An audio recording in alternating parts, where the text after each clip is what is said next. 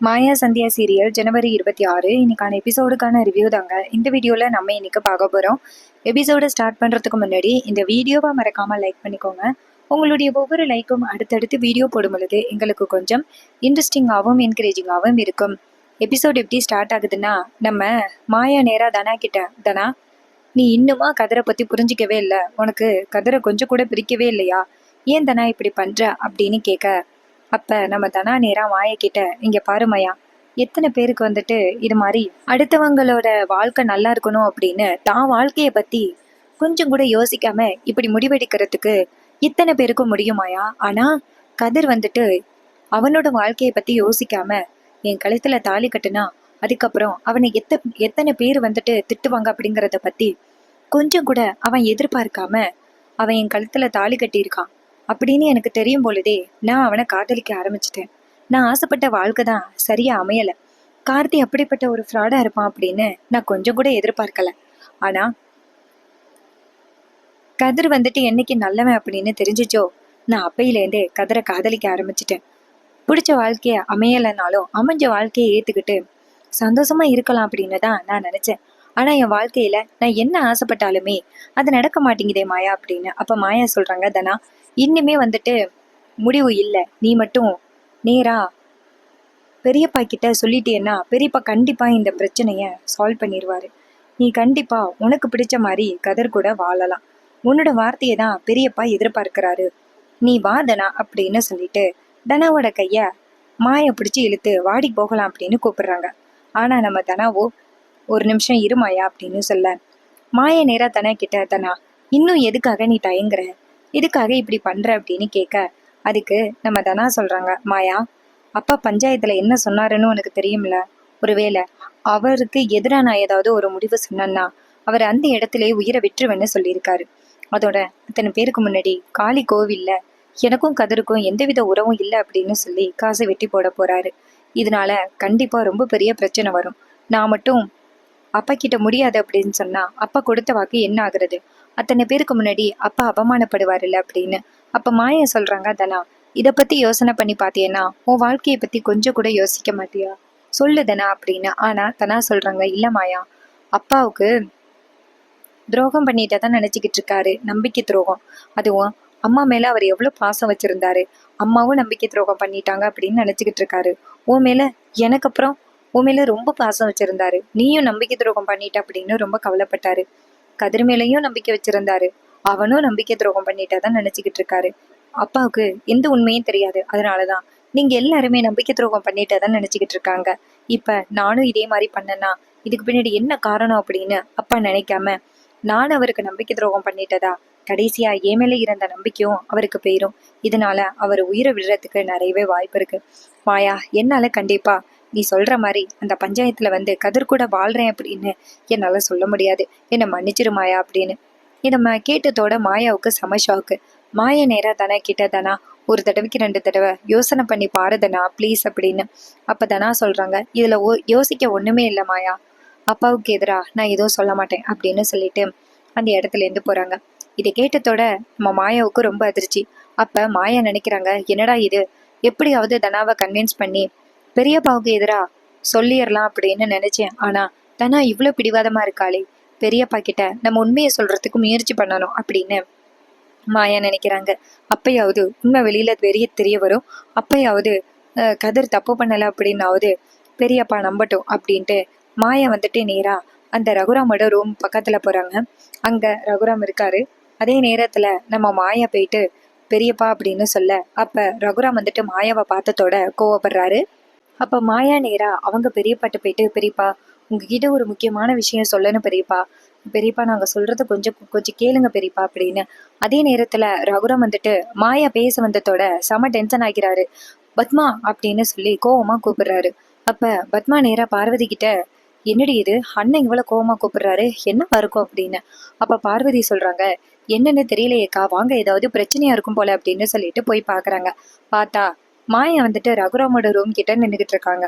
இதை பார்த்ததோட பத்மா சொல்றாங்க, கண்டிப்பா இந்த மாயானாலதான் ஏதோ பிரச்சனை அப்படின்னு. அப்ப பத்மா நேரா அவங்க அண்ணன்ட்ட போயிட்டு, அண்ணா என்னாச்சுண்ணா அப்படின்னு கேட்க, ரகுராம் சொல்றாரு, கண்டவங்களை எல்லாம் எதுக்கு என்னோட ரூமுக்குள்ள விடுறீங்க, ஒரு தடவை சொன்னா புரியாதா? அவங்க முகத்துல முழிக்கிறதுக்கு எனக்கு கொஞ்சம் கூட விருப்பமே இல்லை. மரியாதையா இந்த இடத்த விட்டு போக சொல்லு அப்படின்னு. இதை கேட்டதோட மாயா சொல்றாங்க, பெரியப்பா ஒரு முக்கியமான விஷயம் சொல்றதுக்காக தான் பெரியப்பா வந்திருக்கேன். தயவு செஞ்சு நான் சொல்றதை கேளுங்க பெரியப்பா அப்படின்னு. ஆனா ரகுராம் கோவப்பட்டு இதுக்கு மேல ஒரு வார்த்தை அவ பேசுறான்னா நான் இந்த வீட்டுல இருக்க மாட்டேன் அப்படின்னு.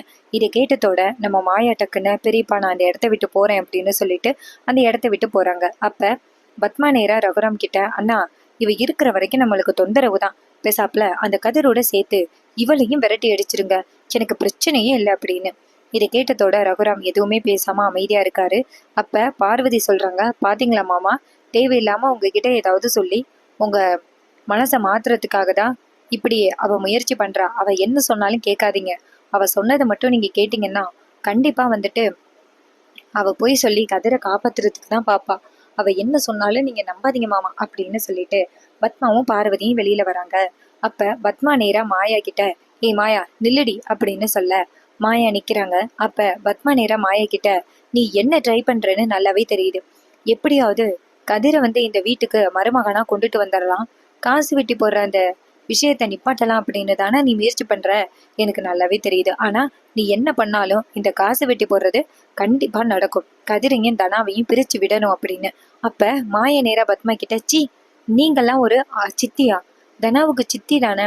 தனாவையும் கதிரையும் பிரிச்சு விட்டா தனாவோட வாழ்க்கை எப்படி பாதிக்கப்படும் அப்படின்னு உங்களுக்கு தெரியாதா? தனாவோட வாழ்க்கை வெறுமனே ஆகிரும். தனாவை வாழ வெட்டியா வீட்லயே வச்சுக்கலாம் அப்படின்னு நீங்க நினைக்கிறீங்களா? உங்க சொந்த பொண்ணா இருந்தா அப்படி நீங்க யோசிப்பீங்களா? என்ன உங்க அண்ணன் பொண்ணு தானே, அதனால தானே நீங்க இப்படி நினைக்கிறீங்க அப்படின்னு. இதை கேட்டதோட பார்வதி டக்குன்னு, ஏ மாயா, உனக்கும் இந்த குடும்பத்துக்கும் என்னடி சம்பந்தம்?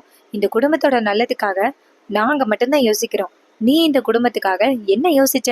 அப்படியே இந்த குடும்பத்தை என்னமோ தலையில தூக்கி சுமக்கிற மாதிரி பேசுற. இங்க பாருடி, நீ வந்த பிறகுதான் இந்த வீட்டுல அவ்வளவு பிரச்சனை நடக்குது. இல்லைன்னா எங்க வீட்டு பொண்ணு ரொம்ப நல்லபடியா இருந்திருப்பா. நீ வந்த பிறகுதான் என் மாமாவும் அக்காவும் பிரிஞ்சாங்க. நீ வந்த பிறகுதான் என் அக்காவும் என் மேல ரொம்ப கோவமா இருக்காங்க அப்படின்னு. இதை கேட்டதோட மாயா சொல்றாங்க, ஆமா ஆமா, நீங்க இந்த குடும்பத்துக்காக என்னென்ன நல்லது பண்ணியிருக்கீங்கன்னு எனக்கு தெரியாதா? சொந்த அக்காவும் மாமாவும் பிரியணும் அப்படின்னு நீங்க 2 பேருமே சேர்ந்து என்னெல்லாம் திட்ட போடுறீங்க அப்படின்னு எனக்கு தெரியாதா? கடைசி வரைக்கும் பெரியம்மா ஜெயில விட்டு வரக்கூடாது அப்படிங்கிறது தானே உங்களோட திட்டமே. அதானே நீங்க இப்படி ட்ரை பண்றீங்க அப்படின்னு. இதை கேட்டதோட நம்ம பத்மா நேரா மாயாவை பார்த்தே, ஹே மாயா, தேவையில்லாம பேசாத அப்படின்னு. அப்ப மாயா சொல்றாங்க, நான் சொல்றதுதான் உண்மை. அந்த உண்மையை நான் தெளிவா சொல்றேன் அப்படிங்கிறதுக்காக நீங்க பயப்படுறீங்க. இங்க பாருங்க, என்ன நடந்தாலும் இன்னைக்கு அந்த காசு வெட்டி போடுறது நடக்கவே நடக்காது. கதிரையும் தனாவையும் உங்களால பிரிக்கவே முடியாது. பெரியம்மா மேல தப்பு இல்லை அப்படின்னு நிரூபிச்சு பெரியம்மாவை நான் வெளியில கொண்டுட்டு வருவேன். அதே மாதிரி பெரியப்பாவும் பெரியம்மாவும் சந்தோஷமா வாழுவாங்க. அதை நீங்க உங்க கண்ணால பார்க்க போறீங்க அப்படின்னு சொல்லிட்டு மாயா அந்த இடத்துல இருந்து போறாங்க.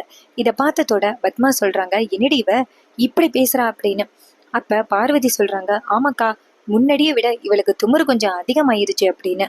அப்ப பத்மா சொல்றாங்க, ஆமாண்டி, ஆனா நம்ம வந்துட்டு அண்ணனையும் அண்ணியையும் பிரிக்கிற விஷயம் யாருக்கும் தெரியக்கூடாது. நம்ம 2 பேருக்குள்ளதான் இருக்கணும் அப்படின்னு. இதை கேட்டதோட பார்வதியும், சரிக்கா, நான் யாருக்கிட்டையும் சொல்ல மாட்டேன் அப்படின்னு சொல்றாங்க. அதுக்கப்புறமா பத்மா சொல்றாங்க, சரி இன்னைக்கு எப்படியும் அந்த காசு வெட்டி போறதே நடந்துதான் ஆகும். அண்ணன் கடுமையான கோவத்துல இருக்காரு கதிர் மேல. அதனால கண்டிப்பா இதை நடத்தியே தீருவாரு. இவ தேவையில்லாம சும்மா வளரிக்கிட்டு இருக்கா. இவ வளரிக்கிட்டு இருந்தா அது நடந்துருமா? வாய்ப்பே கிடையாது. நீ வா போகலாம் அப்படின்னு சொல்லிட்டு அந்த இடத்துல இருந்து போறாங்க. இன்னொரு பக்கம் நம்ம சிவா ரொம்ப கவலைப்படுறாரு. சிவாவுக்கு இதுல கொஞ்சம் கூட உடன்பாடே இல்லை, கதிரையும் தனாவையும் பிரிக்கிறதுக்கு. ஏன்னா கதிரையும் தனாவையும் பிரிச்சு விட்ட பிறகு தனாவோட வாழ்க்கை தான் ரொம்ப பாதிக்கப்படும் அப்படிங்கிறத பத்தி நம்ம சிவா ரொம்ப யோசிக்கிறாரு. கதிர் தப்பு பண்ணியிருக்க மாட்டான் அப்படின்னு 50% நம்ம சிவாவுக்கு நம்பிக்கை இருக்கு. ஆனா ரகுராம் தகுந்த ஆதாரத்தை பார்க்காம இருக்கிறதுனாலதான் அவருக்கு கதிர் மேல இன்னுமே சந்தேகமா இருக்கு. கண்டிப்பா கதிர் தான் தப்பு பண்ணியிருப்பான் அப்படின்னு ரொம்ப ஸ்ட்ராங்கா நம்புறாரு ரகுராம். இன்னொரு பக்கம் மாயாவை காமிக்கிறாங்க. மாயா நினைக்கிறாங்க, எப்படி வந்துட்டு தனாவையும் கதிரையும் சேர்த்து வைக்கிறது அப்படின்னு. நம்ம மாயாவுக்கு ஒரே கவலையா இருக்கு. அப்ப மாயா நேரா ஸ்டேஷனுக்கு போறாங்க. அங்க போயிட்டு நேரா நம்ம ஜானகியை பாக்குறாங்க. ஜானகி நேரா மாயாவை பார்த்து, மாயா என்னாச்சுமா, என்னமா நடக்குது அப்படின்னு. அப்ப மாயா சொல்றாங்க, பெரியம்மா, நான் தனா கிட்டையும் பேசி பார்த்தேன். ஆனா தனாவும் ரொம்ப பிடிவாதமா இருக்கா. பெரியப்பாவோட பேச்சை மீறி நான் எதுவும் பண்ண மாட்டேன் அப்படின்னு ரொம்ப பிடிவாதமா இருக்கா பெரியம்மா. நான் என்னதான் பண்றது அப்படின்னு. இதை கேட்டதோட ஜானகி சொல்றாங்க, இங்க பாருமா மாயா, நீ எப்படியாவது தனாவுக்கு சொல்லி புரிய வையும். தனா இப்படிப்பட்ட ஒரு முடிவெடுத்தா அவளோட வாழ்க்கை தான் ரொம்ப பாதிக்கப்படும். இதுதான் அந்த புவனேஸ்வரி கூட்டமே எதிர்பார்த்துச்சு. கொஞ்ச நேரத்துக்கு முன்னாடி அந்த புவனேஸ்வரி வந்துட்டு போனா தெரியுமா அப்படின்னு. அப்ப மாயா கேக்குறாங்க, அவ வந்துட்டு போனாளா? இதுக்காக பெரியமா அவ வந்தா அப்படின்னு. அப்ப ஜானகி சொல்றாங்க, என்ன ஜெயிலுக்குள்ள பார்த்து சந்தோஷப்படுறதுக்காக தான் அவ வந்தாளா அப்படின்னு. அதை கேட்டதோட மாயா சொல்றாங்க, அது எப்படி பெரியமா? கார்த்தி இப்பதான் இறந்திருக்கான். ஆனா அதை பத்தி கொஞ்சம் கூட கவலைப்படாம புவனேஸ்வரி இங்க வந்து உங்களை பார்த்து சிரிச்சு திட்டிட்டு போயிருக்காங்கன்னா இதுக்கு பின்னாடி வேற ஏதோ ஒரு காரணம் இருக்கு.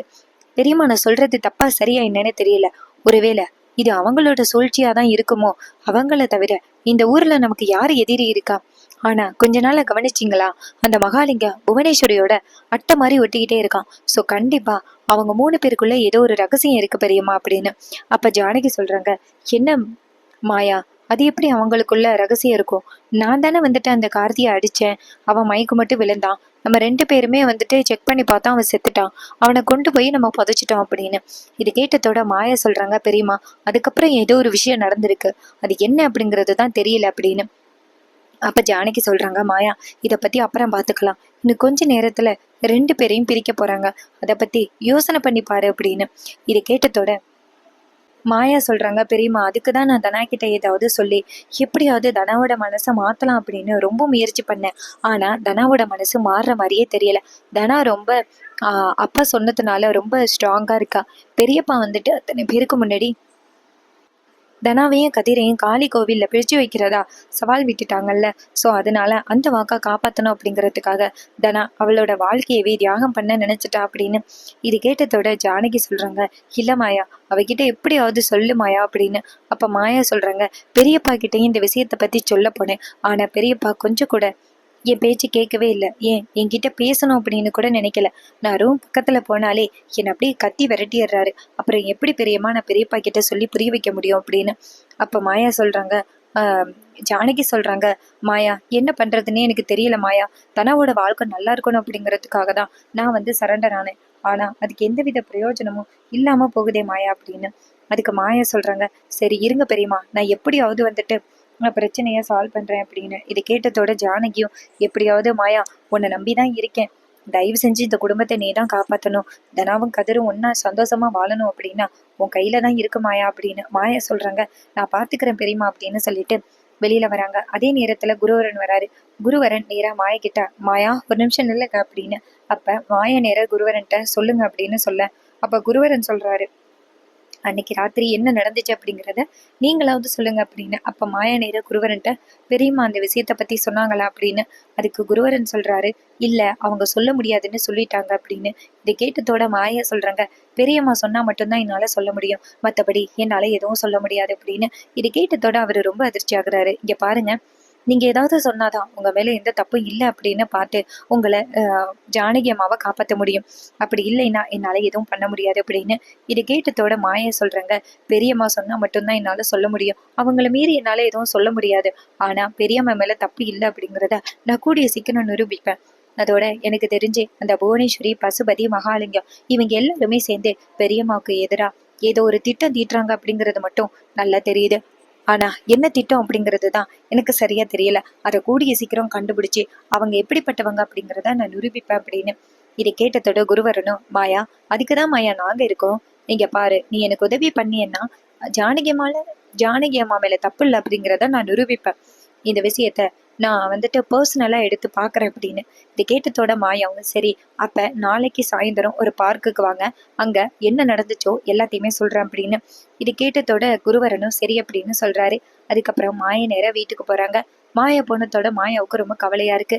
நம்ம தனா வந்துட்டு ரொம்ப ஸ்ட்ராங்கா இருக்காங்க. கண்டிப்பா வந்துட்டு அப்பாவை மீறி எதுவும் சொல்லக்கூடாது அப்படின்னு. அதே நேரத்துல நம்ம கதிரை காமிக்கிறாங்க. கதிர் நேரா மாயாவை போய் பாக்குறாரு. அப்ப மாயா நேரா கதிர்கிட்ட, என்ன கதிர் இப்படி ஆகிடுச்சே அப்படின்னு. அப்ப மாயா சொல்றாங்க, "ஏய்," அப்ப கதிர் கேக்குறாரு, மாயா என்னதான் நடந்துச்சு, எதுக்காக பெரியம்மா வந்து இப்படி பொய் சொல்றாங்க அப்படின்னு. அப்ப மாயா சொல்றாங்க, கதிர் பெரியம்மா சொல்றது பொய் கிடையாது, பெரியம்மா சொல்றது உண்மைதான். நானும் அந்த பெரியம்மாவும் சேர்ந்துதான் கார்த்திகை கொன்னோம் அப்படின்னு. இதை கேட்டதோட நம்ம கதிர் அதிர்ச்சி ஆகுறாரு. என்ன மாயம் நடந்துச்சு அப்படின்னு. அப்ப மாயா சொல்றாங்க, இது மாதிரி அந்த கார்த்தி இருக்கான் பாரு, அவன் நல்லவனே கிடையாது. அவன் தனாவை சாயந்தரம் போல வர சொல்லியிருந்தான். அதை ரேகா கிட்ட லெட்டர் கொடுத்து வர சொல்லியிருந்தான். நான் அந்த லெட்டரை பார்த்துட்டு தனா போகக்கூடாது அப்படின்னு நினைச்சேன். என்ன எழுதியிருந்தான் தெரியுமா? நீ மட்டும் வரலைன்னா உன்னோட வீடியோவை எல்லாருக்கும் அனுப்பிடுவேன்னு சொல்லி அனுப்பியிருந்தான். நான் அதை பார்த்ததோட ரொம்ப ஷாக் ஆகி நான் தனா மாதிரி போவோம் அப்படின்ட்டு நான் நேரா தனா மாதிரி போனேன். ஆனா அங்க போனதோட அவன்கிட்ட உள்ள வீடியோவை நான் டிலீட் பண்ணிட்டேன். ஆனா அவன் அவன் கண்டுபிடிச்சிட்டான் என்னைய. நான் தனா இல்லை அப்படின்னு. ஆனா என்கிட்ட தப்பா நடந்துக்க பார்த்தான். அவன்கிட்ட இருந்து தப்பிக்கிறதுக்காக நான் முயற்சி பண்ணேன். அதே நேரத்துலதான் ஜானகி பெரியம்மா வந்துட்டாங்க. அவங்க என்னை கார்த்திகிட்ட இருந்து காப்பாத்தினாங்க. கார்த்தியோட தலையில இரும்பால அடிச்சாங்க. இதனால கார்த்தி மயக்கப்பட்டு கீழே விழுந்தாரு. அதுக்கப்புறம் நாங்கள் 2 பேருமே அந்த இடத்த விட்டு போயிட்டோம். அப்போ நான் நினச்சேன் ஃபோன் அங்கே கிடைக்கே, அந்த ஃபோனை நம்ம எப்படியாவது எடுக்கணும் அப்படின்னு நினச்சி திரும்பி பார்க்கும் பொழுது தான் கார்த்தி செத்து போய் கடந்தது தெரிஞ்சிச்சு. அதை பார்த்ததோட எனக்கு ரொம்ப அதிர்ச்சி ஆகிட்டு அப்புறமா 2 பேருமே சேர்ந்து அவனை புதைச்சிட்டோம் அப்படின்னு. இது கேட்டதோட கதர் சொல்றாரு, மாயா அவனை போட்டுட்டு நீங்க போனீங்கல்ல, கண்டிப்பா அந்த கேப்ல வேற ஏதோ ஒரு விஷயம் நடந்திருக்கு மாயா அப்படின்னு. அப்ப மாயா சொல்றாங்க, என்ன சொல்ற அப்படின்னு. அதுக்கு கதர் சொல்றாரு, ஆமா மாயா, கண்டிப்பா நீங்க போன பிறகு அந்த இடத்துல ஏதோ ஒரு விஷயம் நடந்திருக்கு. ஏன்னா நீங்க 2 பேரும் தான் சேர்ந்து அந்த கார்த்தியை புதைச்சேன்னு சொன்னீங்க. ஆனா அந்த இடத்துல என்னோட பர்ஸ் வரத்துக்கு வாய்ப்பே கிடையாது. நான் அன்னைக்கு கார்த்திகிட்ட சண்டை போட்டப்பதான் அந்த பர்ஸ் மிஸ் ஆனிச்சு. ஒருவேளை அந்த புவனேஸ்வரி குடும்பத்துல உள்ளவங்க தான் இது இப்படி பண்றாங்களோ அப்படின்னு. இதை கேட்டதோட மாயா சொல்றாங்க, ஒருவேளை அப்படி இருக்கிறதுக்கு கூட வாய்ப்பு இருக்கு. இந்த உண்மை எல்லாத்தையுமே நம்ம தனா காதல வாங்கிட்டாங்க. அப்ப தனா நினைக்கிறாங்க, என் வாழ்க்கையை காப்பாத்துறதுக்காக தான் அம்மாவும் மாயாவும் இப்படிப்பட்ட ஒரு வேலையை பண்ணியிருக்காங்க. ஆனா நம்ம கதிர் கூட வாழ முடியாது அப்படின்னு சொல்றோமோ, அப்பாவை எதிர்த்து நம்ம சொல்லிதான் ஆகணும் அப்படின்னு நினைக்கிறாங்க. அதுக்கப்புறம் எல்லாரும் சேர்ந்தே நேரா அந்த காளி கோயிலுக்கு கிளம்புறாங்க. அப்ப மாய நேரா தனாவை பார்க்க தனா எதுவுமே சொல்லாம அமைதியா இருக்காங்க. மாயாவுக்கு ரொம்ப கவலையா இருக்கு. நம்ம தனாவோட மனசை எப்படி மாத்துறது அப்படின்ட்டு ரொம்ப கவலைப்படுறாங்க. அதுக்கப்புறமா எல்லாரும் சேர்ந்தே நேரா அந்த கோயிலுக்கு போறாங்க. அங்க புவனேஸ்வரியோட கூட்டம் வராங்க. வந்ததோட புவனேஸ்வரி நேரா பசுபதி கிட்ட, அண்ணா நம்ம எத்தனை நாளா ஆசைப்பட்டுக்கிட்டு இருந்தது இன்னைக்கு நடக்க போகுது. கார்த்திக் கூட சேர்த்து வச்சு அந்த தனாவை வாழ வெட்டி ஆக்கலாம் அப்படின்னு நினைச்சேன். ஆனா இந்த கதிர் கூட நடந்த கல்யாணமே அவளை வாழ வெட்டி ஆக்க போடுது. நான் எப்படி இருக்கணும் அதே மாதிரி அவன் பொண்ணு இருக்க போறான். காலம் ஃபுல்லா பொண்ணை பார்த்துட்டு கதறிக்கிட்டே இருக்க போறான் அப்படின்ட்டு நம்ம புவனேஸ்வரி ரொம்ப சந்தோஷத்தோட சொல்லிக்கிட்டு இருக்காங்க. அதே நேரத்துல அந்த இடத்துக்கு பூசாரி வராரு. பூசாரி இங்க பாருங்கய்யா, நீங்க எடுக்கிற முடிவு உண்மைதானா? இப்படி நடந்தா விவாகரத்தை விட இது ஒரு மோசமான முடிவு. காலத்துக்கும் கதிரும் தனாவும் ஒண்ணு சேரவே முடியாது. அவங்க கிட்ட ஒரு வார்த்தை கேட்டுக்கணும் அப்படின்னு. அதே நேரத்துல ரகுராம் சொல்றாரு, என் பொண்ணோட முடிவுல எந்த மாற்றமும் இல்லை அப்படின்னு. புவனேஸ்வரி நேரா ரகுராம பார்த்து, உன் பொண்ணை பார்த்தா அப்படி தெரியலையே அப்படின்னு. அப்ப நம்ம ரகுராம் சொல்றாரு, புவனேஸ்வரி அதான் அத்தனை பேருக்கு முன்னாடி சொன்னல அப்படின்னு. அப்ப புவனேஸ்வரி சொல்றாங்க, இங்க பாருங்க சாமியாரே, எதுக்கும் பொண்ணு மாப்பிள்ளை கிட்ட ஒரு தடவை கேட்டுருங்க அப்படின்னு.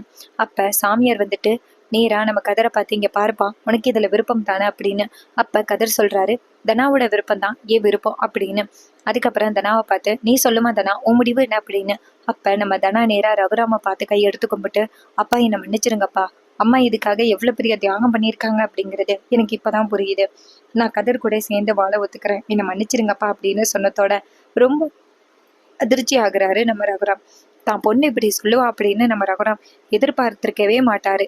அண்ட் இந்த ப்ரெடிக்ஷன் பிடிச்சிருந்துச்சுன்னா இந்த வீடியோக்கு ஒரு லைக் பண்ணிக்கோங்க. நம்ம சேனலை சப்ஸ்கிரைப் பண்ணிட்டு பக்கத்தில் உள்ள பெல் கிளிக் பண்ணி ஆல்னு செட் பண்ணிக்கோங்க. அப்போதாங்க புது புது வீடியோ போடும் பொழுது உங்களுக்கு நோட்டிஃபிகேஷன் வரும். தேங்க்ஸ் ஃபார் வாட்சிங்.